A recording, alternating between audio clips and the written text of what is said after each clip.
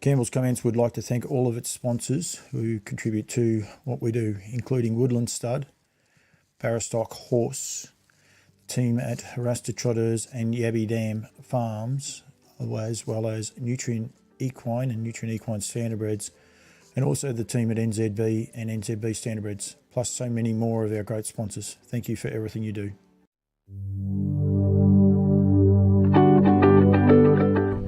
Rightio, Campbell's Comments got the wrong screen up. Very, very bad. Is back. Hughes got his coffee cup and everything going on. Woodlands special. Welcome to On Loose Lines. A little bit of a New Zealand feel to it in a way with the Woodlands, but we've got Timmy White already on. Hughesy, welcome, mate. Evening, Copper. I'll try and put this chair down a bit. No, I won't go down any lower. lower. Nice to be in Bendigo, mate, and to visit you at the ranch here out in Maiden Gully. How's the hospitality? The hospitality's been outstanding, hasn't it? Spectacular, to say the least. Black coffee because he couldn't find the milk. Had to open the gate, parked a kilometre away. Service has been, ordinary to say the least. But anyway, we move forward.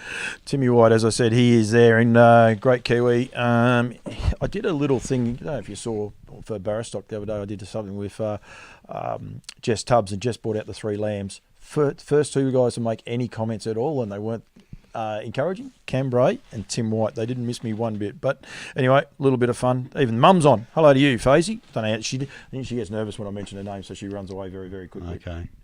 Always nice to have Mum on board, mate, It is indeed. Always a bit of fun on Loose Lines, but a bit of serious stuff tonight too. We're going to announce, I suppose, your stallions prices and what is going on with the stallions with Woodlands. We want to get the message out there. I'm going to say for a start, thank you for what Woodlands have done for Campbell's Comments. I mean, we're talking about it today, and I actually caught up with Paul Dobson, a couple of the early guys to get behind me, between yourselves, Dobbo and Barrastock, and of course Dobbo's changed businesses now, but you guys were been here from the start, the get-go. Yeah, look, we're having a little bit of a reminisce there, and I think, we're hiking back to 2019 now, I reckon. And Dobbo and Woodlands were on board with this straight away, so this relationship is now well and truly into its 4th year. It's strong, and the vibe around you now is, the key communicator in the industry for harness racing, has come to pass, mate. You're the man, mate. So. I wouldn't think so. Oh, I think so. We don't. You might. Timmy White won't. He'll disagree. He just choked on his Wheaties just then. That's for sure. But no. I enjoy having fun, and I will say on the feedback from last week, people say, "Oh, no one will take any notice." I do know that they did watch it. Jeff Dixon, hello to you. They did watch it, and I have had some feedback from it. Whether anything changes or not, we'll know. But yeah, hopefully we'll hear something soon from HRV. Yeah, look, there was a lot of energy around that show last week, which was terrific. I know, there's still a lot of passionate people out there about our sport, Australia and New Zealand. We understand that there are a lot of challenges in the industry on both sides of the ditch at the moment. That some of that energy, hopefully can continue to drive the sport forward, because we do have a lot of challenges. Yep, definitely. Jared Maloney from Swan Hill. I mean, you've had a lot to deal with over the journey. Yeah, Jared's Woodlands have been a long-time supporter at Swan Hill for the stallion tender over the journey, and way back when. So that's another relationship like yours. We probably roll back to Swan Hill, and there are some other people I'll talk about through the next hour or so that relationship's probably a decade old. Yeah. So Woodlands has been at Swan Hill, and may have even been Nye before that. I sort of can't recall, but Nye at Swan Hill or vice versa for a decade. Yep, and it's been a lot of fun. It's one of the first things I went to. If you are on YouTube, fire your messages in. Don't be scared to fire your messages in and go from there. Everyone that's watching, got any messages for Hughesy going forward, please ask. Trying to get free service fees and that. Good luck with that one. But everything else is on the table. You can definitely ask that, and we will get to all of those. As I said, this is On Loose Lines, and any other subject that you want to bring in, please do. We're going to touch on Queensland, what's going on in Queensland. We're going to keep an eye on Shepherd and Trots as well, because there's a handily bred horse that had a nice second for Charlene Gusman stepping out in a couple of minutes. So we're going to keep a little eye on that as well. So we've got a few things to go through, plus a couple other announcements, plus with Bendigo on the weekend. But, Hughesy, He has given me a run sheet. Anyone think that I don't go to a run sheet? Hughesy has given me one. We're going to start off. Brad Steele is on there. Bradley, hello to you. Actually, I got a special for Brad just before we get going. What a shocking shirt that was. Don't you reckon? Hey? That is high quality. It looks like something that would be on someone's dining room table, mate. Scotty Whitten off to the side, just having a quiet drink. Don't worry about that. But he had the loud shirt on. I did notice him photo bombing Brittany Graham a couple of times with the barrier draws too. He was right behind there, so don't worry, we mentioned him. But have to give him the odd little drive-by when he goes past, that's for sure. Oh, that's the first drive-by for there's a few in line. Oh, there's a few in line tonight, so Yep. There we are. Jared Maloney just said then at least a decade for Woodlands sponsorship at Swan Hill Trots. So well done to those guys. And I'm sure we'll be discussing more about that in the near future. Yeah. Look, I know that Jared. That stallion tender seems to be. It'll be on the horizon for people in about August. You know. So yeah. Right, we're going to start off with the trotters and how they are going. Brad, don't worry. I love a man in a loud shirt, so it's all good. It's all fine. It's got to be a little bit of fun, that's for sure. You're not as bad as Crandall Getty, so you've got nothing at all to worry about. Stallions, and we'll start off with the trotters, both Speeding Spur and What the Hill on the books. What the Hill is just coming to the fore now, of course, winning the Derby in New Zealand, but also going to be he's going to be the leading sire in New Zealand for 3-year-olds, isn't he? Yeah, look, I know we've sort of ticked into July. The season's halfway done in New Zealand, but What the Hill is the current leading 3-year-old sire in New Zealand by, I think, 130,000. So he's well on the way to cementing himself over there. That 2-year-old crop that was solid last year has got better at 3, and perhaps that's just like him. He was a good 2-year-old, but at 3 he was an absolute star. Breeders' Crown. Unfortunately, had the Hambletonian taking off him in... odd circumstances. It sort of reached the Supreme Court over there, but that's a story for another day. Double today in Ohio in the size stakes up there. He's 4th on the 3-year-old trotting size list in North America.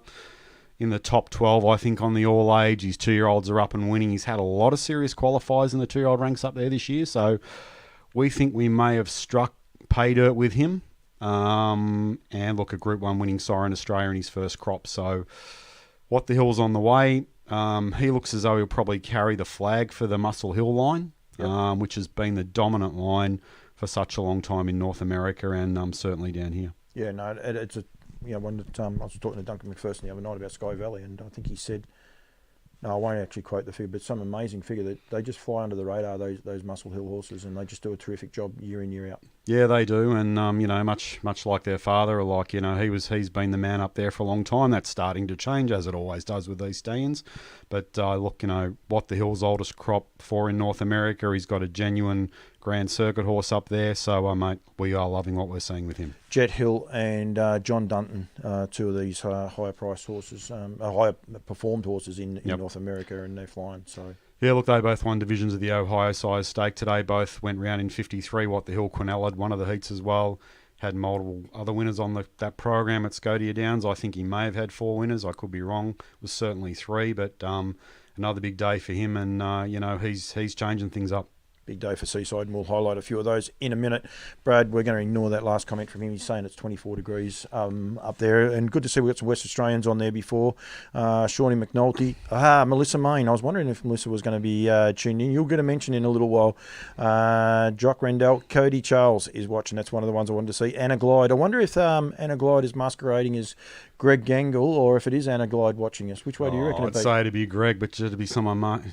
His wife had, he puts his wife up there just in case, mate. Yeah, I don't do Facebook. Yeah, I'm not on Facebook. Yeah, I'm not on social at all. Yeah. It's all low-key now, from the boy from the Northern Hemisphere. There's another drive-by, and he'll come back to us at all. Anthony Portelli, Lisa Poole, thank you very much for watching. Speeding Spur. A little bit forgotten about, if you like, in the stallion ranks. And I can say this, I had a chat with Bruce Negus. I couldn't tell you what horse, because he couldn't tell me which horses. But he purchased a lot of the weanlings. It is Greg Gangle. Evening, Greg. The Speeding Spurs. At the weanling sales 2 years previous, and he was going through actually the day I was there and done the interview, and it's a great interview. People watch it. There's no highfalutin about Bruce, but No, not at all. he was very high on him. He actually quite likes them. Wouldn't tell me which ones were and which ones wouldn't, but he was very, very high on the Speeding Spurs, which is good. Yeah, look, great racehorse. 9 Group 1 wins. Went to North America and raced and won up there. So the stud had the courage to send the horse to North America. A lot of people talk about sending horses there down here, and they say what a good job they will do up there. The reality is they don't go there. They don't send them there. So we did. He went 52 and change at Saratoga, won a Group 1. Look, Great Southern Star, Victoria, Breeders' Crown, just did it all. But as everyone knows in the trotting ranks now, there is a patchwork quilt of stallions available to everybody, so much frozen semen. So we know with him that we bred and raised him. He was passed in at the yearling sales, I think, from memory, for about 12 grand. Won the syndicate at 1.1 million. So he's one of those great stories. We welcomed him home. His horses sold reasonably well at the Wheeling sale, but we know where he fits in the tapestry of stallions. It'll be hard for him, but he will get an opportunity. We still love the horse, and he will stay at home for a long time. And he is still there. That's the one thing we want people to be aware of, because I think people think that he's not available. Yeah, the horse is definitely available. We will be advertising him going forward in some very different mediums to the way we normally go about business. And another one of these horses that's just crazy fertile. Just, mate, you'd walk past a lamppost and get it in foal. That's how fertile he is. So, and I think at his first season at home, I think we actually showed some of his semen physically on Facebook, and it was just the boys were swimming. Yep. No, absolutely. Joe Pace is on. We'll get to Joe's there in a minute. I think one of the great photos that I've seen still is at the island. Now, I don't think you have access to that island anymore, but there was Pegasus Spur and his mother, whose name escapes me at the minute. Dallas Speed? Yeah, out in the same paddock. Both had rugs on, both retired, out in the same paddock, just enjoying retired life. Yeah, so made the decision about 3 or 4 years ago with Pegasus Spur to geld him like a lot of the farms do with their older statesmen, and to match him up with the weanlings, and to stand over them and be like a coach or a mentor to them, whichever way you look at it, And there, he was out at Pukatutu Island with Dallas Speed. So Mum and Dad were there, just with looking over the Stonewall fence. Yeah. So it's a great photo. It was a great photo, and that was a very special place for us. We were there for a while, but things changed, and we moved out of there. So yeah. And the West Australians are chiming in. Cody Charles, hello to you, mate. And Joe Pace, hi, Paul and Mark. I think the only hat I haven't got, that's a lie. Do you like me wall, Joe? You've got to be impressed. I actually updated the wall, and I put quite a few more up there. There's no double ups. I made sure there is. Actually, there is a double up. There is too, because I didn't think I had a Woodlands one up, but there's a white one next door. I actually put the green one up, but most of those there are originals. So anyway, we'll worry about that. Good on Joe to chime in. Michael House, the Kiwi, is in. He's going to be talking trotters. We're going to talk Sundon next Monday live with Michael House. So bit. Michael's around him. Just legendary horse. Probably one of the most influential sires in the Southern Hemisphere from a trotting perspective. Wow. Yep, and a lot of people think you are a Kiwi, but you're not. But a great Kiwi horse as well. So yeah. Yeah, look, there is a common myth out there that I do come from New Zealand. I do get a lot of phone calls, people saying, where are you today, Hughes? Are you in Auckland or Melbourne or whatever? So look, I'm a half caste. We're both in the same boat. If you got any questions for Hughes in regards to the stands, don't be scared to fire the questions in, or anything else as well. There's no worries there. There's a couple of good announcements going to come up very shortly about some of the giveaways and that happening later on in the season. But please get in touch with. Don't be scared to fire a question into Hughesy, other than Joe Pace asking for a free hat. Rightio. Which free hat does he want? Green or white? That'll throw him out. He's got a bit of look at me about him. He probably wants a white. Oh no, he might want a red one or a yellow one. Okay. Just to cover his bald head. The red and yellow. Oh, you didn't see the red and yellows, did you? No, I didn't. No. Okay, we'll leave them as alone. But I didn't get any of those either. So evening to Joe as well. I don't know if Paul and Mary are watching or not, but yeah, I didn't get any of those. Just happy to put that out there for the guys, but it's okay. Right out, pacings. And there is no new, I suppose, actually I'll take that off for 2 seconds. There are no new boys. Pacing, there are no new. Of course, they're boys because they're stallions. There are no new stallions on the draft. You're actually just consolidating what you guys have got, and there is a new marketing ploy, if you like, or a new marketing way. This is what happens when Hughesy goes away to Ireland and has one or two too many Guinnesses. The All-Star 5, and I reckon it's great. Down by the seaside, hashtag the X Factor. Lather up, hashtag the bullet. Sweet Lou, hashtag the weapon. Better's the light, hashtag the king. He wouldn't have got anything else. An American Ideal, hashtag the moneymaker. This is 2023-24 breeding season fees. Breeding season sees Woodlands stud enter into its fourth decade of standing stallions. This is the best roster of stallions to stand with us and the best ever available in Australian breeders in harness racing's rich history of standardbred breeding. We thank breeders for their continued support of our stallions and good luck to all breeders in 2023. And it has Mark Hughes' phone number and email address, which is just mark@woodlandstud.co down the bottom. I love it. It's different. It's what I asked for last week. do things differently and have a little bit of a swagger about it. And in all jokes aside, you did come up with the idea, didn't you? Yeah, look, I did. And the reality is that roster is swagger. So not trying to be arrogant or anything like that, but we've got to start thinking outside the square. Just for the record, the boys from Oakwood are in. They're watching too. Okay. So, yeah. And look, they'll know about the Guinnesses, don't worry. I'll mention it. I'll talk about Derek and James later and the fun times that we had, up about 3 or 4 weeks ago. Anyway, look, ironically, I was sitting in a pub in Dublin and I just thought to myself, I was having a few quiet Guinnesses by yourself. It's quite amazing what clarity you get when you're a long way away from work, a long way away from the bluster and a long way away from people. And I thought to myself, we've got to target these 5 boys together because the reality is that these horses, 2 of the best sires to ever stand in the history of the sport are on this list. There are 2 sires right behind them in their wheelhouse, in Down by the Seaside and Sweet Lou. And there's another very, very serious horse there called Lather Up. So I don't think anywhere in the rich history and the tapestry, and I'm sure some people will give me a drive-by about this. I don't think there's ever been 5 stallions of their like on any roster in the Southern Hemisphere at this time. So you can look at those horses and categorically between them, and I know they've made a lot of money overseas, but they've got $800+ million on their card between them. Yep. Okay, now I know a lot of that's Better's an American Ideal, but Sweet Lou and Seaside, if they stay healthy and fit, they are the future of the sport as sires. And if Lather Up has made the right start in North America, and we'll talk about him later, he's the next generation as well of possibly a great horse. Yeah. American Ideal and Betters, we can talk about those. Although the King, we don't have to because, he just leaves winners all the time. We'll go to, say, American Ideal. He flies under the radar for whatever reason. Like, I don't understand why, but he's never spoken about like a Betters and like an Art Major. Yet the job he does is just amazing. Yeah, look, I suppose we've lived in a time where we've had probably 5 great sires, like seriously great sires. We talk about the Mount Rushmore of stallions that we've had people have had the opportunity to breed to. So, Betters, American Ideal, Art Major, Rock and Roll Hanover to a point. Obviously, Some Beach Somewhere and his great father, Mac 3. So, in the last 20 years, breeders have had access to those stallions. So, American Ideal, look, he's just plied his own trade.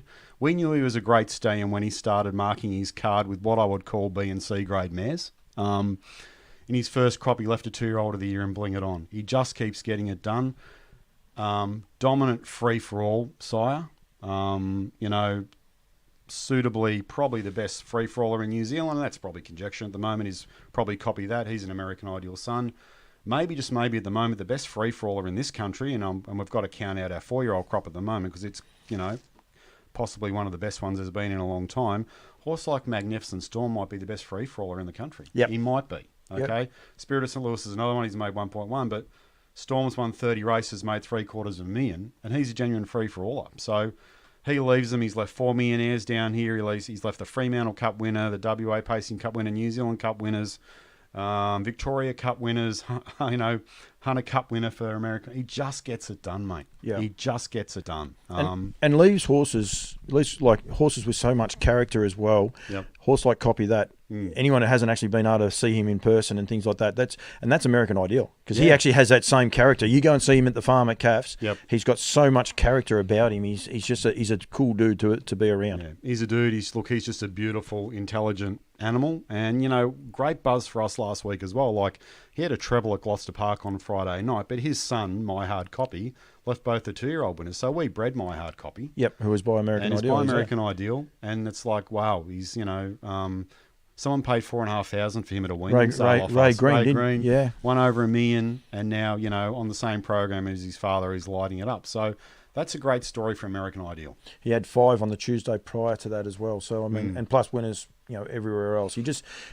But as I said, for some reason, whatever, people just seem to, American Ideal. We're wrapped. We got one. Well, shouldn't say that. Hopefully, we got one coming. Yeah. Union Alley. He's carried on in North America. If anyone wants to go to the Stallions this year, the 1 and 2. All age size list, Bettor's Delight, American Ideal second.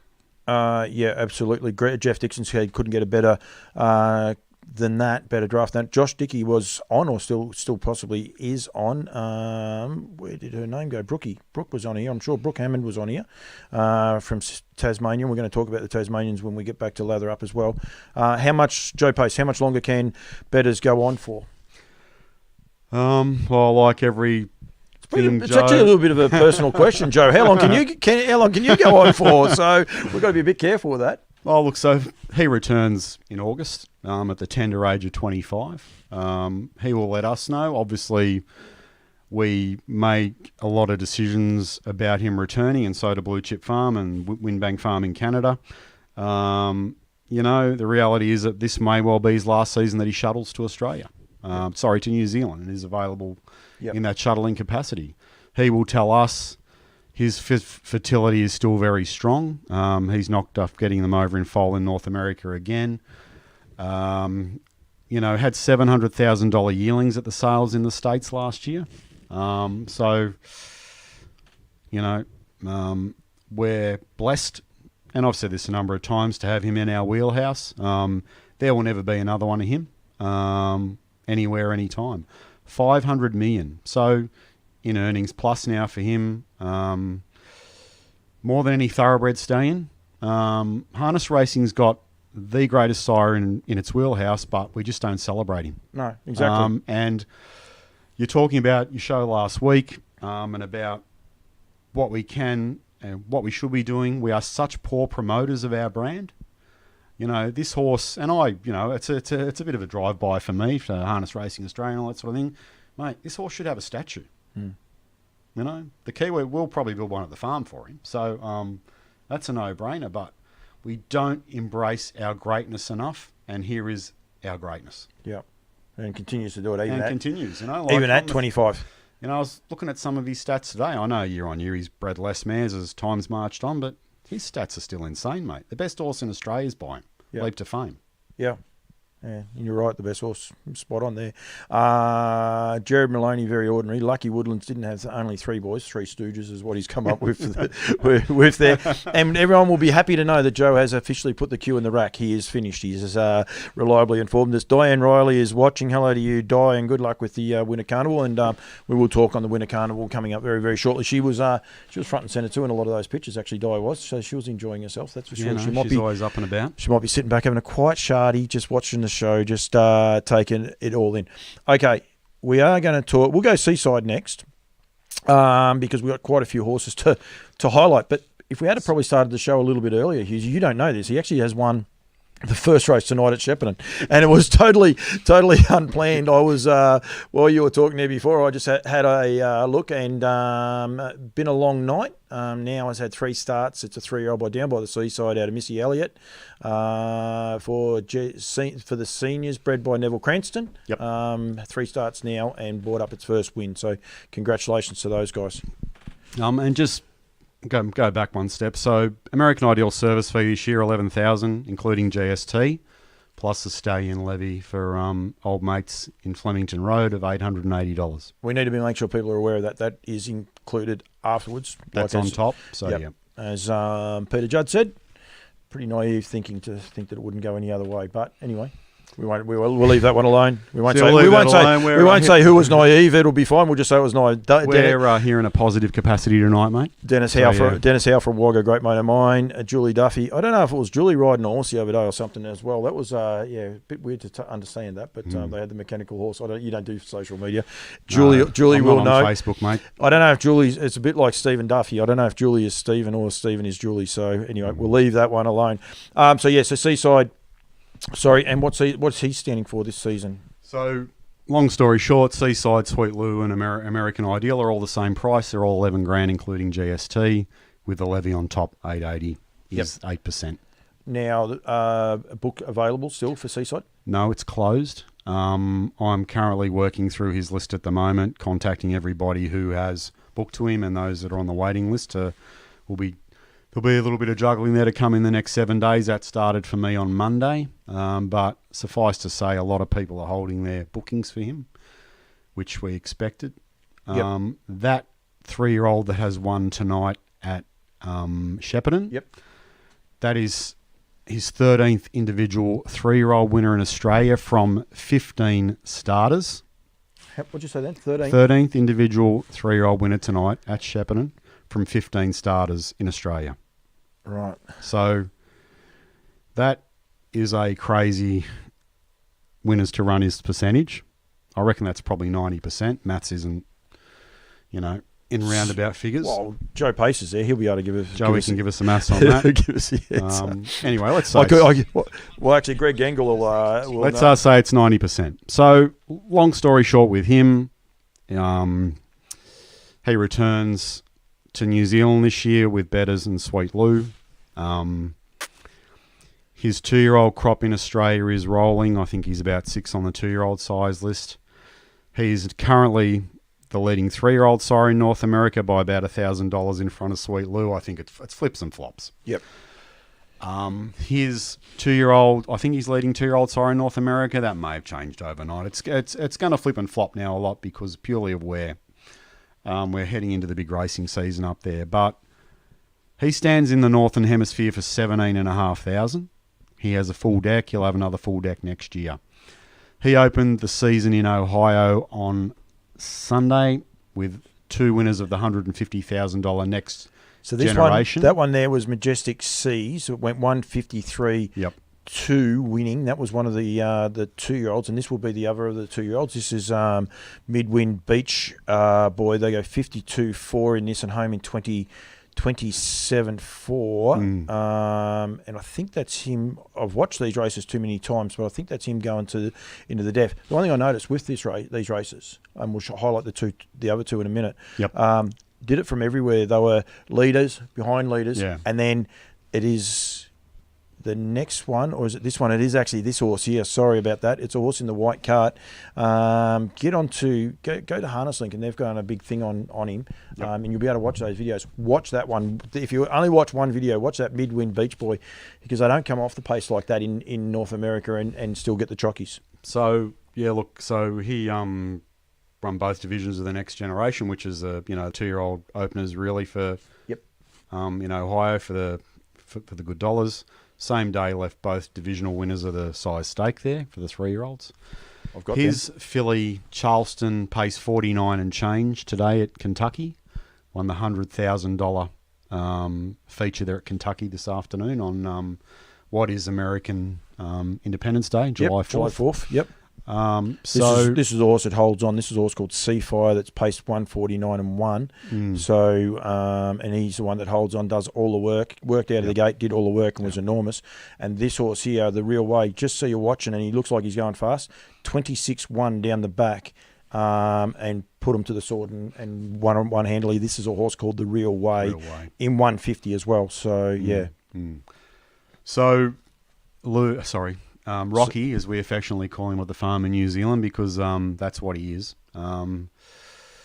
His numbers in North America are starting to be treacherous-like in a lot of ways.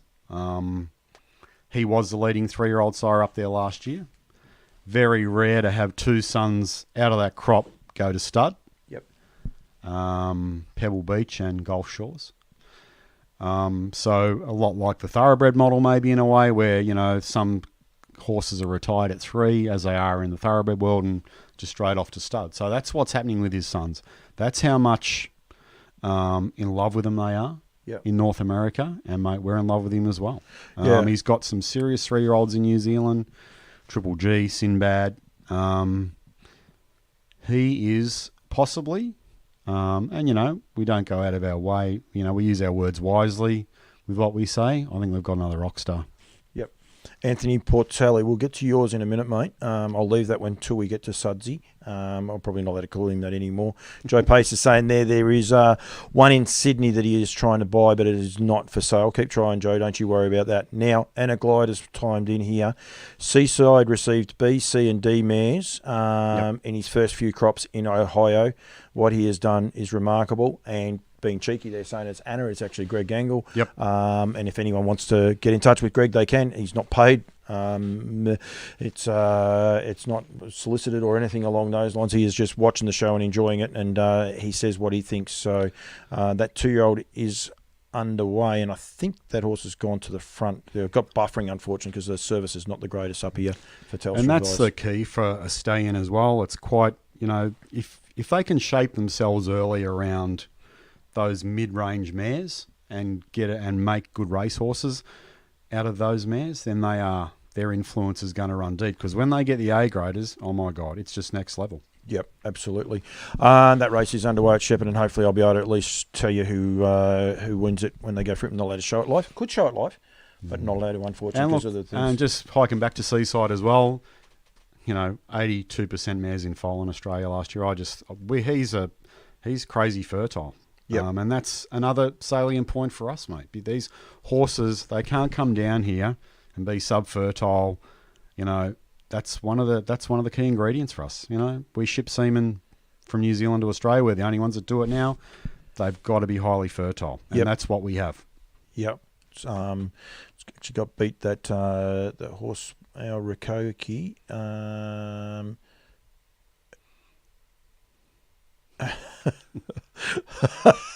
I can't repeat that text message. That's okay. That race was actually won by the Statesman, Joshy Duggan.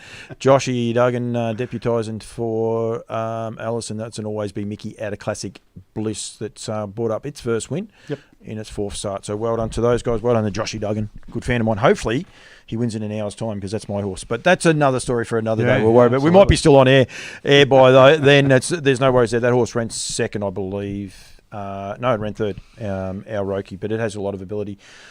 Interestingly enough, She's Norma Jean has left He's Charlie's Angel, a horse with a lot of ability, by Sweet Lou. Sweet Lou last Saturday night, 2 winners at Albion Park and 1 at Melbourne, like 3 wins on a Metro card in 2 states. Just does a phenomenal job in what he does. We mentioned about the horse Luke McCarthy's, whose name just left me just then. Spirit of Arion? No, Spirit of St. Louis. Spirit of St. Louis for a start. Can't find a better man. Well, we mentioned Majestic Storm, and that's, Spirit of St. Louis, what he's been able to do. And a lot of people say Sweet Lou hasn't left a good horse. I don't know what else Spirit of St. Louis has got to do. He's a ripping horse. He's an A-pluser. Yeah, look, at the end of the day, we all know the industry's full of lots of opinions. That horse speaks for himself. 1.1 million on his card. Harness Racing's latest millionaire down under. Yep. If people are busting their chops saying he's not a good horse, then they're just living on another plane, mate. Yep. So yeah, look, Lou, I think he had his 399th individual winner down under on yesterday at Albion Park. Won the 2-year-old race. Shannon Price trained and driven. Ben Stud bred from memory, I think. That was his 399th individual winner down under. There's more to come, obviously. Yep. Lou returns, full deck, waitlist. That's crazy. Someone rang me yesterday and wanted to book 8 mares to him this season. So it's not going to come to pass. It's hard. And this is for everybody to take note of now that's listening and going forward. His book for 24-25 now is literally 60-70% done. If anybody wants to book to him, that's not this season. This is the following. Yep. So when people ring me now with him and Seaside going forward, more particularly Lou, people need to know that they've got to go now for the following year. Yep. Someone actually rang for 25-26 with him. So anyway, that's another story. But that's where it's at with the 150 for him. There are 2 game-changing stallions in the last 5 years in the Southern Hemisphere. Captain Treacherous is one, Sweet Lou is another. And if anyone begs to differ on that, then I'm happy to have a debate about it. Lou plied his trade with some moderate mares in Australia, had Group 1 winner in his first crop. I love the horse since the start. He was a rock star. And year on year, it's grown to where he is. He now gets all the A-grade mares. Yeah. Hashtag catch the next wave has to come back though, but that's okay. That's a story for another thing. Dennis Howe actually chimed in here with a thing about one on Saturday night just gone, the Small Tees. Now that was a horse that burst onto the scene from memory, went close to 150, I reckon, at its first race start winning. I can actually cheat and look that up, and then probably gone, but still comes back. And I saw that win on Saturday night. It was a brilliant win. He had no right to win. Yeah, look, Small T's, Dennis bred him, actually. So that's 4 Metropolitan winners on the Saturday night. Albion Sorry, Park, Dennis. Melton, double at Menangle. He knocks up getting doubles. He won the 2 key feature races in Hobart on Sunday night ahead of the $60,000 finals for the 4-year-olds, Magician and Miss Pappenhausen.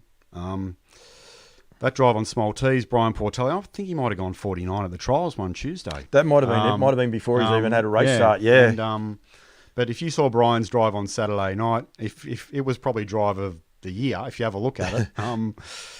He's a horse with a lot of bottom. He's big, he's awkward, but gee, he's got some depth, and let's hopefully he stays sound, mate. Yep. Brian Portelli has had a lot of luck with Sweet Lou. He was on him early as well. So, and people like Cody Charles are on tonight. He bred his first Group 1 winner in Australia, Sweet Lou. Cody's been, his father have been on him. The boys at in Ireland tonight in County Offaly, who I'll give a mention to as well, they breed Sweet Lou as well. I was at Delaney's a few weeks ago, and there's half a dozen Sweet Lou's wandering around in a paddock there in this beautiful lush place in about an hour west of Dublin. So yeah, we're going on some trip or something. Is that what you're saying? Yeah, look, I've and one of those things. I think we'll discuss it going forward. I reckon we should have Campbell's comments tour next year to the Vincent Delaney Memorial. I'm more than happy with that, especially while she, who must be obeyed, is actually at the races working for me tonight. I think it even works better. So yeah, look, I've got a few little places we can drop in along the way. I'm sure the boys would love to see us up there. And I know you'll be talking to them going forward. Yeah, that's going to happen in the near future, which will be a bit of fun. We might need a translator. You might have to come back and do that. I have got a comment. So Small Tease's best time is a 51.9, which he has set this season. Yep. He went 55.1 qualifying trial before he even set foot on the track. So, okay, wow. Yeah, so it was 155.1 was what it was. So wow. It's actually a great sight, great how the New South Wales put all their trials in. So, he's won 8 races and $94,000 and out of a sports rider mare. Anyone else saying Joe Pace is coming? Of course he is, and we'll have to supply a hat for him to come along. I don't know. He hasn't mentioned anything about me cheese cutters. I don't know. Actually, don't know where they are. He probably I'll post you out a hat, Joe. I've got a few of those. He wants one of those. So Malcolm Little, and this is Malcolm's opinion. Lou has left plenty of nice horses. Might not be champs, but I think his time will be his best friend. So he's I think people are harsh on Spirit of St. Louis myself because he won a Bendigo Cup, Shepparton Cup and Ballarat Cup, and I think ran second in a Hunter Cup. Like, they're good horses. I know they're not superstars, but in this day and age, they're bloody good horses to be able to even do that, let alone I think he ran second in a Miracle Mile. Second in Miracle Mile to King of Swing. Yeah. Look, and everyone's memory's short. He had the 2-year-old Horse of the Year in Australia last year. Never ending. Yeah. Undefeated. 2-year-old Colt of the Year. Yeah. Gelding. And then Luke McCarthy's got Spirit of Orion going around. Spirit of Orion going around. Saturday night. He's got some nice horses with good opportunities in Queensland on the weekend. Yeah. Left the North American Cup Quinella about a fortnight ago. Yeah. So, his time is now, and it's going to be for a while. Yeah, I'm looking forward to talking to Hughesy off air, and I'm probably hopefully going to be in New Zealand towards the end of or start of January actually next year, which sounds a long way away. But hopefully be able to do something with Bettor's Delight. But I'll definitely be doing something with Lou as well while we're there, and Seaside, so that the Australians probably see a different side of Campbell's comments side, if you like, to those horses. So I'll sort of look forward to it. Yeah, Lou's a dude, mate. Lou's a dude. Yeah, he leaves. They all are, actually. So and he leaves horses with bling. They're easier to take home to the brides, that's for sure. I hate those comparisons, winners to starters. I think I want to hear winners to foals of that crop. It's a very small crop, that 3-year-old crop. It's his first crop. But then I can't do that. I was going to say I could look it up, but I can't actually do that. And I think the thing as well, what happens is there is a mixture of New Zealand horses which emigrate into the Australian system as well. So there's probably a couple of NZ breds in that lot, but it's still a stunning stat. We all view it differently. Yeah. He had an NZ bred win at Wagga last Friday by 30 metres. Skinny dipping. Skinny dip. Did down by the seaside. Yep. And he also then Rockaway Beach as well. Oh, that was Skinny dip. That was Seaside, sorry, yeah. Yeah. Jason Tyak has chimed in here. Hi, lads. Sorry about that. Sweet Lou's, great gated, sorry. Bad word to get mixed up. Broke in the Sweet Lou that ran second in that race tonight. He's a brother to Bondi Lockdown. So, right. So that's a lot like Louis, I think, yeah. Yeah. So I didn't see that one going back, but that's okay. Got plenty going on here that doesn't. And one of the other key things with Lou as well is because he's an outcross, anybody that's got a filly going forward is just going to have any amount of options to breed to. Yeah, that's exactly right. Got a lot of some beach somewhere blood in our system now. Yep, yeah, a lot like Louis. You're right. He's a Sweet Lou out of an Art Major mare as well. So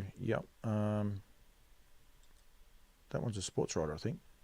I got to stop daydreaming this. It's what happens when I'm on my own, and then you see lots of other stuff going in there. And there is, look, at the end of the day, what David says is right. Sometimes we do market to sell horses. Other times we do it differently. But at the end of the day, you can't deny the things. What did he have last year? 50, Sweetly, this is 50 individual 2-year-old winners. 50 individual 2-year-old winners last year. One a week, as good as, like he had Christmas and Easter off, and other than that, he saluted. So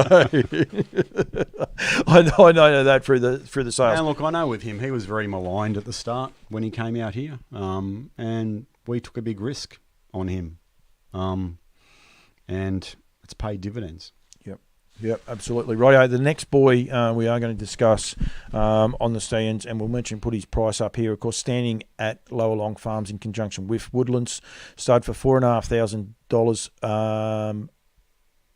No, 4,000. Yeah, 4,950 in Australia. $4,950, including the GST plus the stallion tax to go on top of that. So that will be passed on as well afterwards. But he's lather up, and hasn't he made a huge, I suppose, announcement already in America? Yeah, so look, his first crop is 2. They've rolled into Ohio and Philadelphia. At Chester there a while ago. He had 4 trial winners one day. So it's early up there. He's in the top 10 2-year-old size already on dollars. Had some winners. Ohio size stake goes the next couple of days for him. He's got some of his brethren there. But look, good gated. Seemed to possess speed. He had one of his sons run third in that $150,000 generation race at in Ohio last weekend. He had one of his daughters run 4th in the Phillies final. A lot of the big stables are on him. Montreal Teague, who drove him, they've got a stable full of them as well. He was well represented at the Ohio sales up there, and on day 5 and 6 at the other big sale. Don't think any sire this season selling wise topped a sale, a first season sire. I think Captain Crunch had a equal top seller with Sweet Lou in Queensland and maybe Perth. Lather up top the Tassie sale. We had on there before Melissa Main. So, yeah. And Melissa sold him. We like them a lot. Robert Dunn's got a couple that are good. Well, I'm not hearing any bad reports about him. You normally get a vibe from people about stallions because everyone, as I say, everyone's got an opinion on stallions and everything else in our sport. I'm not hearing anything bad at all about him. His first crop in Australia will be bigger than Seaside and Lou. You're seeing the impact they're having. This horse is a genuine chance.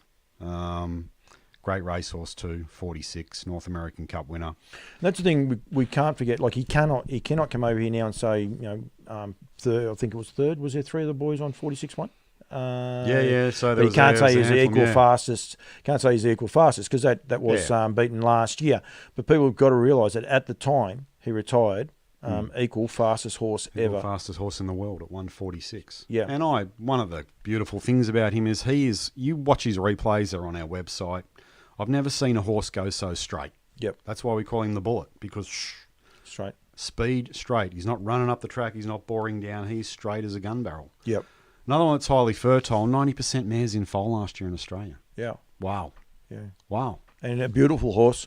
I get into trouble because I always say little. It's got nothing to do with his size or anything. He's one of those horses I'd like to take him home. Like he's a dude to go up there and talk. I know Paul and Mary Kenny, they saw him last year for the first time and they were blown away by him as to how precocious he was, I suppose is the right way. Pocket Came, his mother, so he's a grandson of Better Delight, but his grandmother, his mother, go and have a look at what she was able to do. I think he's the number one performer out of that family, but only just. There is some cracking. So the maternal family of Lather Up is just amazing. Yeah, look, it's two of the three most dominant strains in harness racing in this part of the world for the last 25 years. Better's in the Pocket Art Major. He's there. Mum was a rock star. Whoever she went to, she got a result. On and off it, on the track. His father was a very nice horse. He's a grandson of the king. Yep. Maybe it's a grandson of the king that will make a name for himself. Maybe it's not his son's. We believe it is. Great types. He's got a great attitude as well. He's highly fertile. And that's another ingredient for us as well. They've got to be fertile to make it. So he bred a lot of mares in New Zealand last season. We love the horse a lot. We're up and about him. And he's another stallion that is a legitimate chance in both hemispheres. Yeah, no, and I think people should get to Kath McIntosh's Stallion Parade, which we will highlight that in a minute, and get there. And you've got a couple of other little announcements with him. But firstly, Anthony Portelli, hi Mark. I've got a Courage Under Fire mare, which I'm thinking to breeding to Lather Up. Both sides of the family have In the Pocket in them.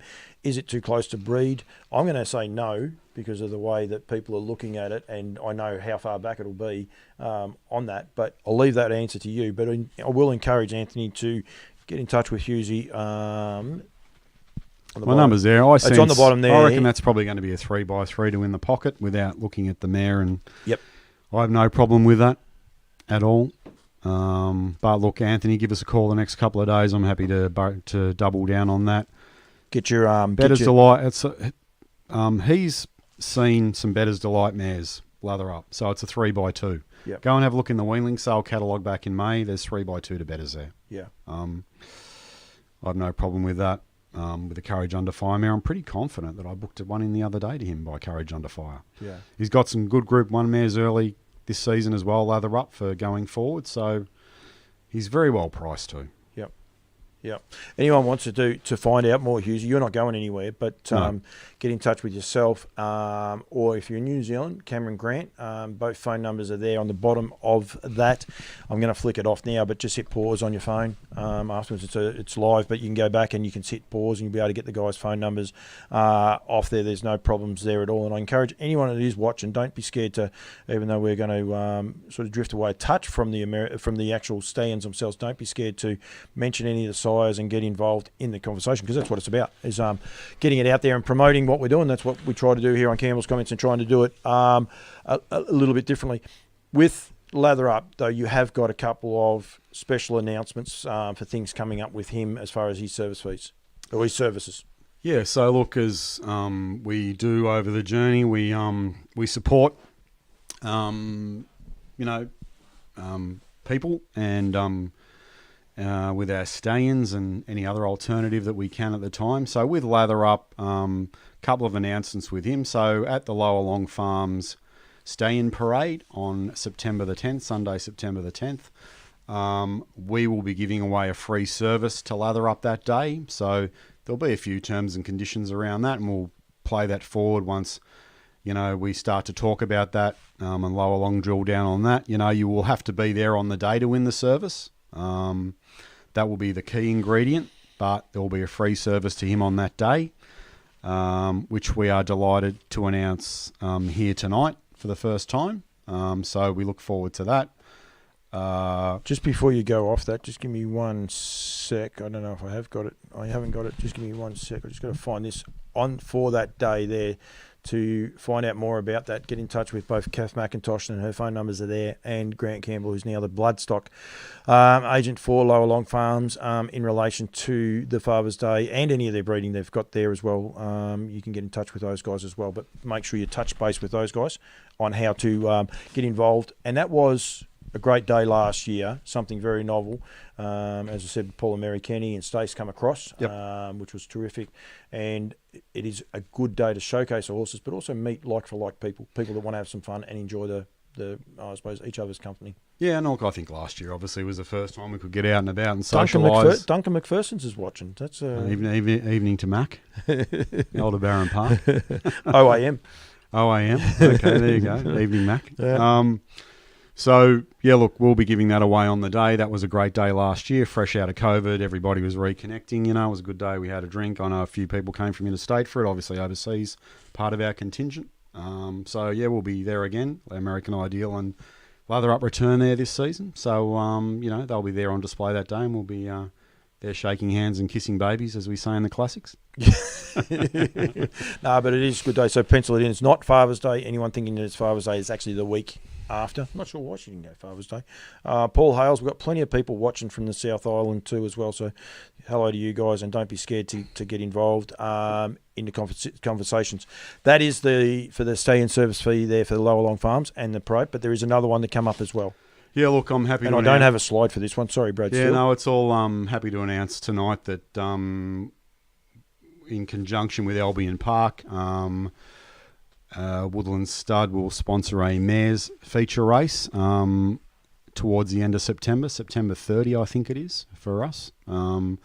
Spoken to Brad in the last 24 hours to arrange that, and there will be a free service to Lather Up attached to that mares event on September the 30th. And there will be certain T's and C's around that, but you know, you need to change things up a bit. Queensland harness racing is buzzing. It's warm and fuzzy. 24 degrees, apparently. There's a lot of love up there at the moment, and I know there are some key announcements coming for them down the track. This midwinter carnival has certainly woken a lot of people up. So, yeah, Woodlands will be involved at Albion Park in September. So I've spoken to Brad today, and yeah, that's all go. So a free service to Lather Up for a mares race on September the 30th at Albion Park. He's a great supporter of Campbell's comments, and don't worry, Brad, we are going to get into the fields in that for Saturday night, so people are aware of the races, both trotting and pacing. Duncan's on there as well. But Brad Steele just says there, your support for the Creek is very much appreciated, Woodlands, and it's an amazing prize. So well done to Brad for coming on and acknowledging it too. I think it goes a long way, those little things, don't they? Yeah, look, we've discussed it time and time again. I think, you know, it's one thing, you know, relationships for us and Woodlands, and for anything that I've been involved in, it's got to be a two-way street. Yep. You know, I think over the journey, it's quite easy to take things for granted. So, you know, the acknowledgement for us is from Albion Park straight away was a no-brainer for them. It was a no-brainer for us. Absolutely, and I think it's exciting, and it'll be exciting to come. And never know, Brad might put me on a plane yet. I'll keep putting the word out there. I don't know. Well, I'll be up there next weekend, so you never know. Just keep working away at it, brother. You know, Jetstar fly to Brisbane, don't they? Jackie Gibson had to ring me because she said she's got brain freeze. She's only been home 2 days from the Gold Coast, so yeah, it does worry me that Rachel Fino. Last time I mentioned Rachel's name, I said that she was watching live. Apparently, she shit herself, and so if I've mentioned it again, well, I'll go from there. I actually mention people's names because, one, I appreciate them tuning in, but I also acknowledge them people because if they're supporting me in this show, they're supporting harness racing. So that's one of the other reasons for getting behind there. There will be a few other announcements going forward, with stuff. But you've got Pinjarra. Actually, we had the West Australians on. And yeah, look, this is more for, you know, but people outside of WA can do this. So, and we mentioned Jared Maloney before with Swan Hill. I've had an 11-year relationship with Pinjarra. This is our 11th season there. So we, as part of their... Nathan Turvey's on right now, West Australian. Or West Australia's best-looking dude, Nathan. You know, That's a big rap. Oh, no. And he's, former ex-Hawthorn football star, So, yeah. That wasn't in one of our drive-bys. No, look, that I used to sell Nathan going horses back in the day. So, I've known him for a while. And look, hi to Nath. Pinjarra have got their annual stallion tender coming up. They are one of the most proactive clubs in the country. We've had a great relationship with them for over a decade. American Ideal is on their stallion tender list, so I encourage people to go to that, go to their website, go to their Facebook page, and get around the stallion tender for him. The great man's on. So Nathan Turvey was on, and I was about to say Paul Dobson was a great supporter and great relationship, and he has tuned in as well. So Dobbo's on, and Nathan too. We've got them all coming on, mate. Oh, mate. Well, I think Dobbo raced horses with Nathan, I think, at some point. Definitely did, yeah. But yeah, no, look, so that's Pinjarra. Dale Putland, does a first-class job there. We're happy to be involved there. The West Australians love American Ideal, so great opportunity for them and the club with him. Another announcement we'll make as well is that we'll be doing something with West Australian Standardbred Breeders Association, WASBA, with Bettor's Delight. That's in the pipeline, so there's more information to come there, but there looks like being a massive opportunity for breeders to Bettor's Delight in Western Australia and outside as well. But there'll be more an announcement about that with them going forward. So American Ideal, Bettor's Delight, lather up. They're in the wheelhouse straight away in July for opportunities for everybody. There'll be more stuff coming along in the not too distant future. While we're still talking the stallions, and you're going to hit the road through the next couple of months before everything starts to get to that manic stage, if you like, but you're going to be getting out and about. So if people would like to catch up with you, it's a good time to contact you via email or phone numbers, and then you might be able to actually go there and meet them in person. Yeah, look, I'll be on the plane to Devonport on Monday morning. Melissa Main's on tonight. We do a lot of work with Melissa, fabulous seaman base, right on the not far from Devonport Airport. I'll catch up with her Monday. Go out to Torello to see Kerry Heimers, catch up with the Rattray clan, Shane Hawes. There's a great little pocket of people that breed religiously with us in that part of the world, so I'll catch up with them. Be at Albion Park. Do not forget the best Uber driver, though, in Tasmania. That's Brooke Hammond. Okay, yeah. Brookie, I've been talking to her this week. Yeah, Brookie's the best Uber driver going round. I didn't even have to put my hand in my pocket. There you go. She's up and about too. She's breeding too to Seaside, so she's in love with him. And she bought a mare out of the Winter Woolies, I think, in Foldal. So good luck to Brooke. She didn't want to look, but she did. Good luck to her. She's another person that is having a fair income crack at it. How's this for timing? Dobbo has a yearling by Lather Up with Nathan Turvey. There you go. Well done to you, Dobbo. And Nathan, thank you very much, guys. So hopefully, Nathan, if you're watching, chime back. And Dobbo says very happy so far, so that's a plus. We actually don't need anything more from Nathan, so it's all good. That's all good. I'll see Nathan in August. I'll be over there I'll be over in Perth or WA for about half a dozen days in August. So yeah, catch up with him there. Catch up with our new best friend Hayley Moore as well, mate. So yeah. I haven't spoke to Hales for a couple of weeks. I must get back and annoy her again. She deserves it, but that's okay. Well, I'll be up and about. She's she bought a Lou and a Seaside off us at the yearling sale, so she had the best 2-year-old filly in Perth last year by Lou. So they're up and about. So I'll catch up with her. There'll be a number of people I'll catch up with over there in August. Tassie next week, Brisbane. Hit the Riverina towards the end of the month. Catch up with a lot of the boys up there. Probably through to Success. Catch up Matty Day.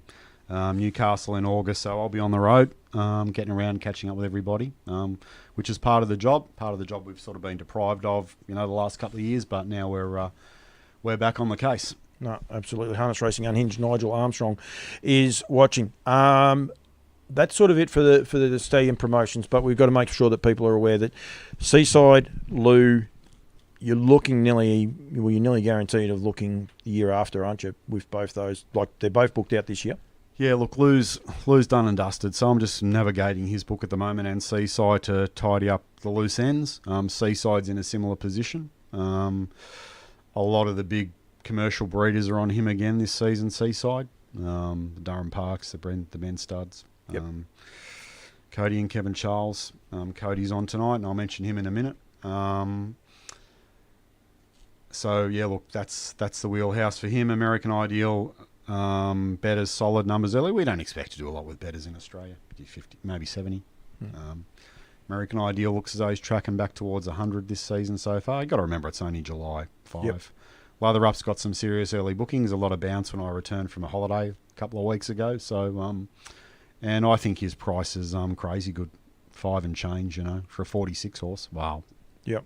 Yeah. So that's the status with them. The Trotters are the Trotters, mate. We'll help anybody out there we can with them as well. So yeah. So Speeding Spur and What the Hill. Speeding Spur 1100. What the Hill 7.7, but we'll take 20% off. It'll be rolled back to around about 6. You got to remember as well, we don't charge to cart the semen anywhere, so no one ever sees. Joel's been on too. Don't worry about that. A freight bill for breeding a woodland stallion. So there's an automatic saving. Evening, Joel Chook Fowler. Yeah, I don't know if he's still on, but he was on earlier. I did see him there. Yeah, he'd be on, just looking in the background. What a difference he made in our wheelhouse last year, delivering all the semen. So, I don't know, breath of fresh air. I don't know what we call Darren McCall. He's a sort of a part breed. He's an Australian sort of thing. Is that what would you call him? Darren trained in North America for a long time with a great success, but he's born here and he's back. He's born here and he's back here. So he's a bit of but he is watching, so which is great to see. And Joel is on. Evening, Joel. Yeah, well done to you, Joel. We'll have to get him on the show one day. That'd be a bit of fun. Oh, look, I'd say ahead of the season that we'll probably, have a bit of a chinwag about timing and delivery and all those sort of things, While we're talking What the Hill, Yep. Congratulations to .G and Woodland Stud and everyone else involved. The HBV Stallion Guide is coming out, and that'll be your front cover, and that is What the Hill. What the Hill Colt. I'm not exactly sure who he's out of. I should know. Actually, I've got everything else here. Galleon, isn't it? It could be, which is Jared Maloney. It's quite funny. She would have purchased that horse off Jared. So well done, Dot, taking that out. It's something they have going on for a long time. Josh Dickey was on before. Sammy Kilgour's now watching actually as well. Speeding Spurs, great name. So, and don't forget for the stallion owners to get your stallions in for the Stallion Guide, which will be out in early August. So make sure you get in touch with hbv.org.au, I reckon. Off the top of my head, I'm going to go with, because I don't have it in front of me, but I reckon it's .org.au is the website anyway, which you'll be able to get up to date. Desiree generally watches. Desiree, give me the best email for the Stallion people to get in touch with that. Darren McCall says he's definitely a Queenslander. That's only because of the state of origin. That's why that is. But evening, you, Darren, and good to have you on the show as well. One other thing that you do have a great association with is Nutrien. You always sponsor the parade for Nutrien. You have it since its inception, and the race dates for Nutrien are August the 2nd, which is my birthday. So anyone that sees me on my birthday on this August the 2nd, don't be scared to bring a present. I'm all good for it. No hats. I don't sort of need too many more hats. And then the Friday will be on fire, the Bendigo, August the 11th, and I'm pretty sure that's a Friday. I'm going to go through there. Katie Perry, good evening, good morning to you. She says good morning to me. This is Mark Hughes. He was actually over there just recently, Katie, and he's trying to get me over there. I think you're trying to get me over there as well. Young Wales lass, great lover of the square trotter. Yeah, look, that tour announcement for Campbell's Comments does the UK will be out in the new year. So I reckon you could fill up plane, mate. Yeah, we could indeed. We could indeed. I don't know where Windsor is, Darren McCall, so I've got a funny feeling that might be New South Wales, the fact that he's put LOL. Do you know where Windsor is? Windsor's in London. There's a castle there, mate. Don't tell me there's a pom. After the cricket, Malcolm Little involved in a couple of nice What the Hills. Malcolm Little, this is. One yet to race, but looking every bit the part, which is good. And got to get me there somehow, Katie. Absolutely. I'm looking forward to it. It will happen. Well done, .G. This is Jeremy Maloney. A lot of groundwork to get votes, and what a nice colt by What the Hill for Woodlands. And, it is in New South Wales. I gathered that. So yeah, Benny Hill is What the Hill's nickname is Benny. Sorry, we call him Benny. I've just had a moment there. I was like, Benny you're fitting in on Campbell's comments. Don't worry about that. I haven't even had a drink yet, mate. I haven't even had a Guinness. Is a very, very good looking rooster. Yep. So he leaves very good looking foals. I can't remember the horse that won the Derby in New South Wales. In New Zealand, the Great Southern Derby, the Northern Derby. Sorry.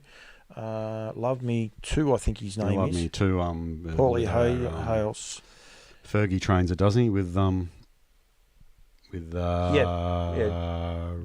Dylan trains it. Dylan Ferguson and Roger. Graham Rogerson. So, Paul Hale says, I need a Macca Lodge hat. I do have a couple from down the south up here. There's a Topeka Lodge. So, don't worry, there's a couple. Arden over there. So, there is a few. So, there's a bit of pressure going on there, Halesy. So, after the Knights at Karaka, I think I definitely deserve a hat looking after the great man at Macca Lodge. Rightio. What about the night at Michael House's? Outstanding night. Is there any hats available that night for your wall collection? Can you reach out to Michael and see if he's got any hats left over? There was some distinguished people there. Don't you worry about that. There's harness racing royalty there. I'm glad no one had a camera. There's a lot of stories out of that night. But anyway, we can save those for a rainy day. So Katie's asking, she thinks you were in Ireland with Derek Delaney.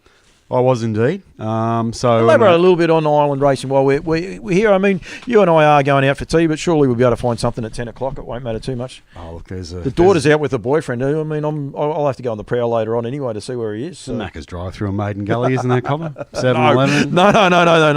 No, in all seriousness. Servo? No. Yep. Look, Derek and I had communicated over the journey and arrived in Ireland in early June, spent 2.5 weeks there after the back end of being in Europe for about a month. Beautiful, beautiful people. Derek and his wife Lil and his brother James. So I met them in Clonakilty and we went to the races at West Cork on Bank Holiday Monday there, which was June the 5th. Quite an amazing setup. I think I sent you some photos. I might have posted a few on Twitter on the Woodlands handle. I'm not big on doing that sort of stuff, but I just felt, what I'd seen and what I witnessed and the company that I kept during that time was quite spectacular. On a grass track, they actually disappeared down the hill a bit, and you could see the horses, the drivers, you could just see their heads above the height of the oval. They actually call it, that's not an oval, they call it. It was like literally pulled up in someone's paddock, opened the gate. There were 6 bookmakers there, right? 6. I kid you not. There was 8 races. The trotters were there. There was 2 trotting races. All the horses, the Irish trotters, they're all French. The trot sponsor, all that, they're in there. And there were half a dozen races for the pacers. Ironically, and as Derek said to me, you can't go anywhere. There was a bloody Better's Delight, won a race there by 10 lengths. It just didn't matter it doesn't matter where you go with him. We laughed about him winning a race on King Island. Well, there he was in West Cork. But the passion displayed by the people, the photos afterwards. It was a massive. I think it actually might have been the Better's horse that won. I can't recall his name, but there was 40 or 50 people in the photo. Yeah, 20 I think I saw that photo. Yeah, 20 minutes between races. Takeaway food. Just really passionate about it. Derek and James, 2 of the most highly respected people in breeding in Ireland and in the UK through the over the last decade or so. They got horses in the States. They've got some seriously good mares in their catalogue.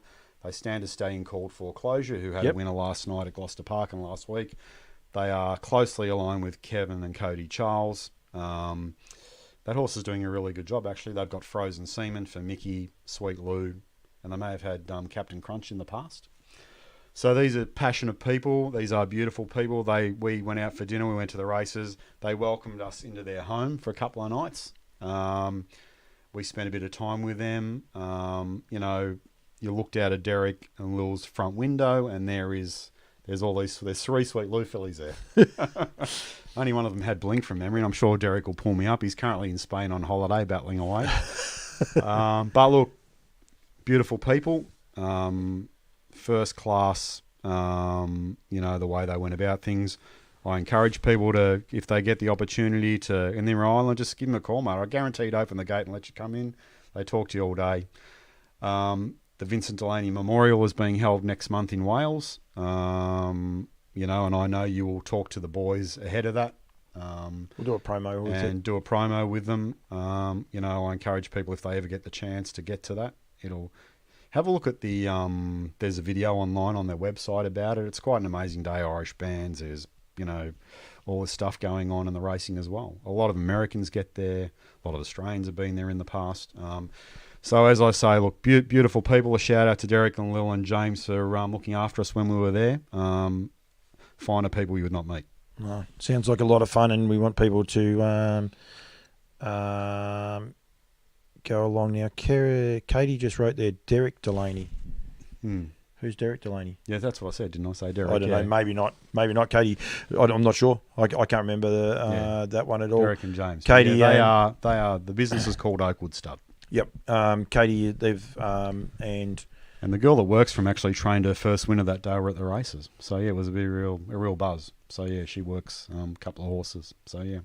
Katie's saying then they have his 2-year-old Lazarus filly with them. So yeah, beautiful filly. There's actually a photo of her on the Oakwood page, their Facebook page. Beautiful going filly. And it's got the 4 legs off the ground as well. You know those action shots where the 4 feet are off the ground. Yep. And she goes good. Timmy White turned around and said White Stables in the foreground. I had a little bit of a look. I'm in a bit of trouble here. So the Southern Bred, Southern Red guys look after me very, very well. One Over Lodge, of course. White Stables, Tupeka Lodge. Arden is there as well. Plus I've got Addington, Alexandra Park. Harness Life is something that hasn't come up.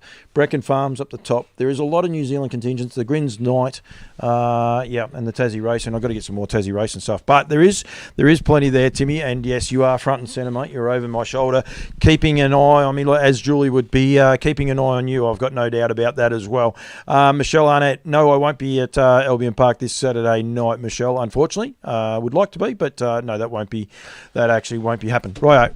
Since she's done that to us, we'll go this way. Big racing Saturday night, Hughesy, in Albion Park, and we're going to highlight just quickly highlight a couple of the races on Saturday night, but that won't work that way. But I'll get it this way. Don't panic. It does come eventually, Hughesy. I do this a lot. I have to. Oh. No, I know what Katie's done. You've said the name right. She's tagged him in it, so she knows. Tagged, yeah. Yes, well done, Katie. You're all across it. So very, very passionate harness person. She fits in very well with myself. So there is some big nights of racing. Sorry, Matty Cooper. Fantastic. Thanks, Mark. That's off the YouTube page. So encourage people to watch on YouTube. I'm one viewer down this week on the YouTube, aren't I? Yeah, that's where I sit back in my office on a Wednesday night with a quiet can and, just listen to you. Right, so big races coming up at Albion Park. I'm going to leave the comments on the other side. You can look around all of those. I could potentially close that down. The Burwood Stud, Burwood are great supporters of mine, so they've got $31,000 3-year-old fillies event on. They've got full fields. They're really exciting race fields, and not just the races that are so exciting, it's actually the whole lot, isn't it? Yeah, some nice horses there, like New South Wales Oaks winner there, Windy Hill Tara. Yep. Promised Land's a nice betters filly. Peaceful's made a lot of good money. A Sweet Lou filly out of Tintin a beautiful Joe mare. Jewel Melody's been a very good 2-year-old and 3-year-old. That's a seriously nice and it's $30,000 race for 3-year-old fillies. That'll be it's a precursor. That's a precursor to the Queensland Oaks, yeah. Yeah, what's to come with the Derby horse we mentioned earlier, Naturally Gifted on a deadline. This is a serious field as well. Spirit of Orion for Belinda and Luke. Some really high-class horses in this race. Yeah, that Southeast Derby's a ripper as well. Can't find a better man won that last year, I think. May have beat Lead to Fame, I can't recall, but he did win it. Good horses in there, or I reckon there's a nice horse there for anyone that wants to, I reckon, Naturally Gifted. He's a ripper, isn't he? He's a beautiful horse. Yeah. Drawn a nice gate there. It'd be very hard to beat Saturday. Unfortunately, leaving our shores and going to America. Spirit of Rayon, Woodlands bred and raised by Sweet Lou. Graham Anderson special. Sweet Lou Express. The great Cam Grant hasn't Anderson. joined in. Yeah. The great Cam Grant hasn't joined in. We've got Oakwood Stud on there. Just what about Cam Bray? Is he on tonight? No. So Mother Teresa isn't there. He's just become a bit of a rock star since he sold the $300,000. He calls himself Mr. Ratings. He doesn't like seeing the ratings go higher than when he's not on the show. So yeah, Katie will attest to that too. I call him Mother Teresa. Katie calls him the bag cutter, a bag carrier. Okay, so I reckon he sold the $300,000 one there for Shannon a few weeks ago, and he's just up and about. He's given us the flick, has he, mate? He has indeed. He's actually coming over here, isn't he? I'm hearing. Yeah, Friday. He's coming over. He's looked you up. He said he will catch up with you. Oh, has he? No, he hasn't actually. Wow. We're not on camera either. This is the worst part. Oh, wow. But it's some of our best work, but that's okay. Wow. Old mate's coming over and he's just straight past my front gate. I have to go back from here because Somerset, one of the other hats that I do have, we'll quickly go back to that. The Darryl Alexander, the Somerset Farms Group 2 final, good trotting race. They've got some great trotters coming up there. The guys in Queensland, they're doing a terrific job. Just changing hats. Hughes, he's watching me like a hawk. But a really, really good field of horses. Elderbaron Misty, I would imagine, will be the favourite the way that horse has been going, and Helen Plum is on an absolute roll with her trotters up there at the minute. The ladyship for the mares, interesting race, quite a few Kiwis in there. Braveview Kelly, champion mare, Fairy Tinkerbell. What have we got? Total Diva, and then there was one BK Swai and Manhattan. So the Kiwis are coming to the fore as they always do. Probably a little bit disappointing in the field size, but still 11 quality mares. Yeah, some good mares there. See Miles's got Orchid Stride up there first up. Trial good last week, I think. Carla Jane goes good. She's going to get a nice little pocket trip there. Yep. She'll be in the money. Yeah, gets a good train. Rightio. This is, we will skip over this one very quickly. This is the free-for-all. It's a Group 3 event, $53,000. Don't really want to skip over it, but we don't need to be listening to you and I. Magnificent Storm inside the second row is a little bit of a worry. And what about Swayze's run a couple of weeks ago? Half brother to Leap to Fame, of course, and interesting little stat, went quicker than what Leap to Fame has ever gone around Albion Park in winning last week when he won by 30-something metres untouched. There's a little stat for you. So, yeah, went quicker than the younger brother who's got all the raps on him. Rightio, Harassed Trotters, the Great Square, amazing Group 1 trotting race. First year they've had it up there in Queensland, and what a field they've been able to bring together. Super, super exciting. Yeah, look, $150,000 Group 1. Well under Pat Driscoll and Harada Trotter for sponsoring that race. Some nice horses in there. Milesy's up there obviously with one. Now there's a Better's Delight trotter London in there, to Jimmy a brick. Rattray, London to a brick on. Yep. So can't leave a trotter, the old boy. Yep. But another great race, mate. A lot of Victorians there obviously as well for this race. Barry Phillips hasn't been on tonight. I know he's the owner of Hot to Trot, so good luck to him. RC Phoenix is a beast. I do have the Harassed Trotters hat on. It is a Woodlands night, but I always change my hats when I can, so we haven't had a lot of other need to change it, but I did very, very quickly change it for that. And the Aqua Constructions, the Rising Sun, Group 1, $350,000, 3 and 4-year-old race. What a field they've got, Hughesy. Yeah, look, there's some serious horsepower there, isn't there? Obviously led by Leap to Fame. Speak the Truth was awesome last week up there. Did a power of work and was still too good. Can't find a better man. Anyone have a sit down and have a look at his replays from last week. He's on the cusp of some of these, he's not far behind some of these horses. No. And look, we bred and raised him, sold him as a yearling. Another Graham Anderson special, the Sweet Lou Express we call Graham. He's just on him. He loves them. Some serious horse flesh there Saturday night, mate. And that's what it's all about. Great horses. And the excitement level. And that's the one thing that those races have. I still say Leap to Fame is the best horse in Australia. I said it after I was at Tamworth with Cambrai. Yep. It was one of the most thrilling things I've seen, but that is a serious race. It is not going to be a walk in the park for him by any stretch. The one horse I feel so sorry for is the stablemate to him. Talk about ripping horses. Tim's a trooper. He's an absolute jet. Everyone would love to have him, and he's playing second fiddle to a seriously good horse. And just got to feel sorry for him. That's for sure. Rightio, we've still got plenty of people on here. Mike O'Connor, Noel McNulty, Dale Parker, Clinton McSwain, hello to you, Clinton. Oakwood lads, hi lads. Thanks for the kind words, Mark. It was a pleasure having you and Fiona as our guests. Typical Irish hospitality, I would say, mate. Yeah, unbelievable Irish hospitality. And a few Guinnesses as well, just quietly. I can tell you guys, when you get me over there, you don't have to worry about the alcohol. I'm a soak, so I actually come a lot cheaper than my main friend next to him, that's for sure. Trots change around in Victoria. Not real sure why, when the way everything's going at the minute, but we are racing at Bendigo, Metropolitan Racing on Bendigo on a Saturday night in the middle of winter when it's cold. I don't know how big a crowd will get there, but that's my drive-by. I think if we can get better turnover at Melton, why aren't we racing at Melton in the middle of winter? But anyway, it won't be popular, but it's my opinion. Oh, look, curious decision, I guess. Your best turnover tracks in the city. So 40% better turnover at Melton. And my theory is, and have a long, hard look at New South Wales program meetings on specific days every week. So, Wagga's Friday, Menangle Saturday night, Penrith Thursday. Yep. It works turnover-wise. New Zealand have rang me. I'm going back to Kaikoura, which will upset Katie Perry Evans, because that's where we actually met. I'm going back there. It turns out it is on the same weekend as Redwood, which we had to fossick through Maryborough's Facebook page to find when the date was, because it's not in the directory. Time-honoured race with a Group 1 on two Group 1s on that card, with the Victorian Derby as well, Trotters Derby, and nothing. So Crickets. Think both of those are sponsored by the Derby is sponsored by Harass the Trotters. I'll get in trouble if he's still watching, because the Redwood is sponsored by Aldebaran Park. So they are looked after them both. It's fine. So would have thought that these key feature races should already be in the calendar, especially when they clash with the key meetings with New Zealand as well, where people who want to work out where they're going to be and where they're going to go. If you've got a serious horse, you need to plan. Yep.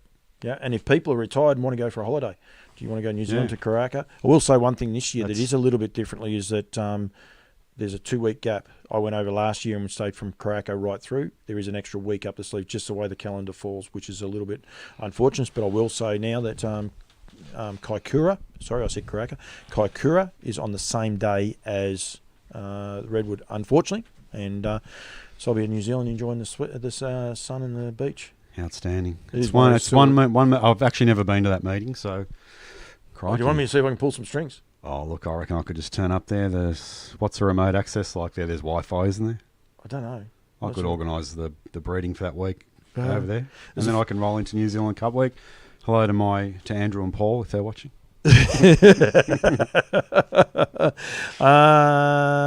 Only 10 minutes to your race, Paul. Thank you very much, Jeffrey. You're good. Brookie Hammond, if Mark has room Monday, I'd love a Woodlands hat. I'll tell you what. I do. If Andrew and Marion, I'll talk to you. I'll ring you in the next couple of days, and I'll make that happen. If Andrew and Mary and Paul are watching, they're going to be like, you're only half in the picture, but that is okay. That's my best half. It's very confusing. It is confusing. So Metro meeting in Melbourne. There is also on Friday night at Melton. There is a first starter by What the Hill called Kianguchi. Very very well bred horse to watch out for. I reckon a trial good at Ballarat or at Terang. Yeah, Marg Lee told me she's got a couple of very good What the Hills. Yeah, he's. Where did I see it? It's in one of these early races. Yeah, there is race 1, number 7. I forget. Show Me the Money, I think. Show Me the Moolah. Show Me the Maori. Show Me the Maori. Yeah, by What the Hill. She was a Lindy Lane mare as well. So that's his oldest crop, and Pat did breed initially to him with a few and had success at the sale. And What the Hill had a $75,000 yearling in the Sydney sale this year. Yep. So that's at 5:13 tomorrow night. So that's one to keep everyone informed with. Hughesy, thank you. Thank you to everyone that's got involved. Thank you very much to Woodlands for their continued support and sponsorship. There's going to be, if anyone thinks this is it, bad luck. There's going to be heaps more Woodland stuff coming forward, both from sponsoring, promoting the stallions, but also yearling sales and then weanling sales. It sort of comes around very, very quickly, but there's plenty more happening as well. Yeah. Look, I appreciate the work we've done the last 4.5 years. That long may that continue. We love working with you. You know that. There's no pressure from us to get stuff done. It's hard working with a professional though, like myself, isn't it? It's very hard, especially when you have to go through your manager to get to you. There's a few people in my life now have to go through their manager to get to them. Anyway, that's a story for another day. But look, mate, we love working with you. You love working with us. You're about the industry. We're about the industry. A lot of challenges ahead for the industry this year. And I don't want to finish on a low note, but the reality is between September and January in Australia, maybe the second lowest foal crop's about to be born. Yep. So there's a lot of challenges there around breeding. People need to breed more this season if we want to have a relevant product going forward. And that's what we do. We breed 150 mares in New Zealand, mate. Down 30% trotters last year and 24% paces in Victoria. But that stat will never be seen. That stat, is probably, and it's a well-known fact amongst a lot of us that breeding was down here. We all acknowledge that and worked that out probably in about November last year, heading into the season, halfway through the year. Victoria has a lot of challenges on the breeding front. The once powerhouse of breeding, things have changed here. Be easy for us to turn around and say we're out of here, but we're sticking fat. Our 2 boys return here. We will support people and clubs in this great state again this year. I configured the other day, we have relationships with 15 clubs, kindred bodies, sponsorships, yourself, lower long in this state. It'd be quite easy to walk away now when the going is tough, but we're sticking fat. I encourage others to do so. But beyond this season, a lot of, and heading into the season, there's a lot of hard decisions that need to be made in this state about where the direction it's heading in. There are a lot of wise people in the harness world in this state. They are not drawn on enough by Harness Racing Victoria to help out and to listen to the knowledge that they have. They need, everyone's got to get in the room, park their palaver at the door, and we've got to work out a way forward. Yep. It's as simple as that. For me, there are three key pillars. We need to breed more, obviously. Now, whether that's with us or whether it's with anybody else, for our product to be relevant. So the more horses on the ground, the better, the bigger the fields, the more we race. 25 years ago, I was in a syndication business called Paces Australia with Terry Henderson, Mark Hoare. At the peak of our powers, we had probably between 30 and 40 horses on our books as a syndicator. That rolled into gallops. Then we left the sport. I have the template for that business sitting in my office. I've mentioned it to a number of people over the years. Syndication is hard. I get that. I know things have changed, but there is a way forward. We need more owners. We need more people on the track. We need to make that attractive. Yep. We've been down the road there before. You can do it privately. You can do it publicly. But I believe they're the three. And obviously the punting side of the business as well. We've got to explore that. I think, maybe you need to get people like Juppy on and Tara and Billy Hutchinson and talk to them about where they think the punt's at and all that sort of thing, So, and Juppy's actually quite doable. That's scary, actually. And some of the more modern day punters that are betting in the run and all that sort of thing, talk to them about where we're getting, to the Matt Leopards and all that sort of thing, that are around the sport and make a living out of it. I think you need to talk to them. Their voices aren't necessarily, they are being heard, but, the industry needs to know what their opinion is as well. They're the three key pillars for me to, for this sport to go forward. I've been in this sport since I was working at the Valley back in 1987, mate. So it's 2023. I've been around the block a bit, and I understand where we were to where we are now. There are a lot of things to work on and a lot of challenges. Anyone that's not on Twitter, the boys will be happy this weekend. There's no 1,200 metre race anyway, so the Twitter sphere will quieten down just a touch anyway for a couple of days. Yeah. Look, Twitter's Twitter, mate. We all know it can be a sewer at times, like Facebook as well. But there are some people with some good ideas and good opinions. They're just not listened to. No, that's exactly right. Right, mate. Thank you. We've got to go for lunch, tea. I've actually got to watch my horse. We have got a horse going around at Shepparton very shortly. I couldn't find it, but it'll be fine. If he wins, he wins. He doesn't, he doesn't. But Joshy Duggan's on, and always got a lot of time for him. So thank you very much. On Loose Lines. Never know, Juppy might be on next week. We will work that out. Beck Morrissey, hello to you, Becky. Becky looked after the daughter, took her to Charlton the other day, so really appreciate that. And Wish Upon a Dream ran another brave second, so well done to you, Beck. And thank you very much to everyone that chimes in, gets the words, a lot of likes, a lot of comments as well. So really do appreciate it. Helps grow it. And the reason by growing it, then more people get to see a show about harness racing, albeit it's not scripted. It might not be an award-winning show or anything like that, but it's here to get the message out there and promote harness racing. The reason why him and I are sitting here, and apart from going for a nice feed in a minute somewhere in Bendigo. But thanks, Hughesy. Might need to nominate you for the Logie Awards. Yeah, I might better than. I don't think I'm going to get another one of those green ones. Well, maybe I'll fill out a nomination form for you for the Calder Awards for. You've got to nominate. We won't go there. We'll just leave that one. Love your work, brother. Thank you to everyone. Thanks to all the West Australians, everyone that's watched, even the guys from Ireland. So thank you, and we'll be back live next Wednesday, 6 o'clock. All going well. And Talking Trotters will be on next Monday. Pretty sure it's going to be live, and I'm going to have Michael House on, and we are going to be talking Sundon and the dominance and what he had, the effect he has left on the trotting ranks here in Australia. So thank you very much. Tune in and enjoy the rest of the week.